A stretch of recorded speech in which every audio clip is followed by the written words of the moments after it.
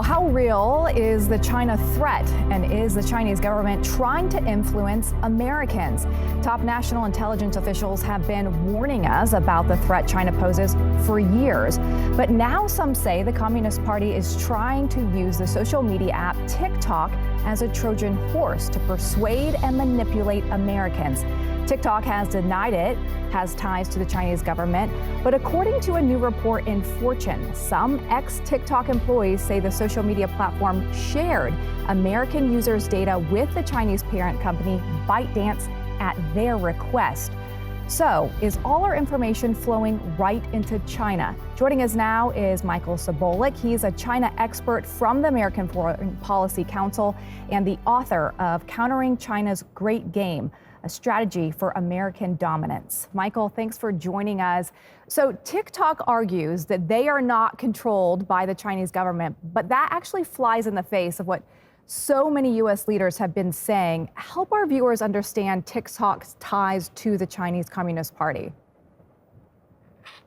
TikTok is a wholly owned subsidiary of ByteDance, its parent company, which is located in China. And because TikTok's parent company resides in China, they also have to listen and abide by the dictates of the Chinese Communist Party. There's no option otherwise for TikTok's parent company.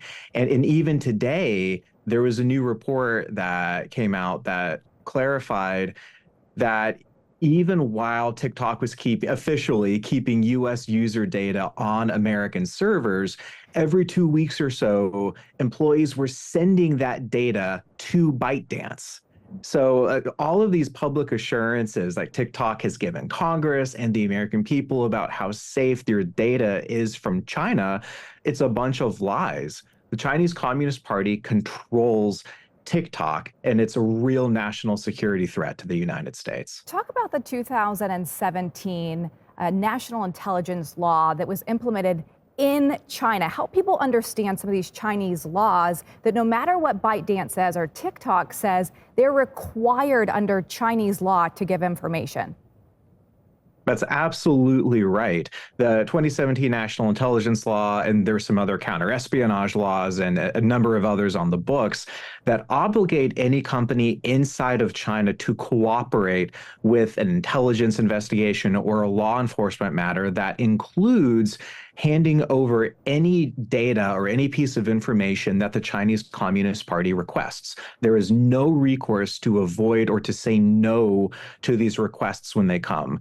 Perhaps some of your listeners are aware of Apple and how they've stood up to the U.S. government at times and have patently refused to unlock iPhones during official government investigations. That can fly in the United States because we have a constitution that actually means something.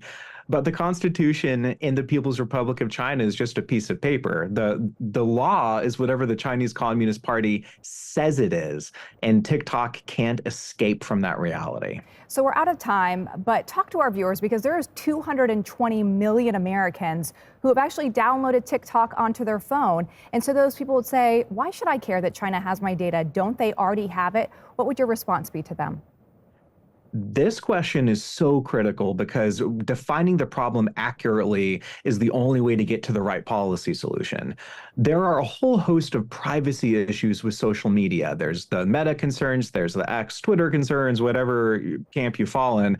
But the concern with TikTok is not data. It's disinformation and propaganda. The algorithm behind TikTok may feel very personalized and unique to the Americans who spend a lot of time on TikTok, but in reality, it is controlled by TikTok's Chinese parent company. And there have been documented instances of TikTok either amplifying pro-CCP data or censoring data that the CCP finds sensitive and concerning.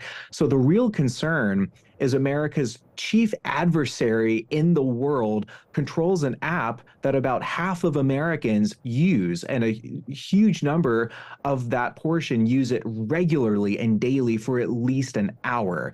This is a wide open opportunity for China to divide Americans and to push propaganda messages at key moments of critical junctures. We don't want to give China the opportunity to influence our domestic politics or our own national security. Those are decisions for Americans to make. And the thing that Washington has to do is to separate TikTok from its Chinese parent company. We can't spare another moment. We've got to do this. Especially in an election year. Michael Sobolik, appreciate your expertise. Good to see you this evening.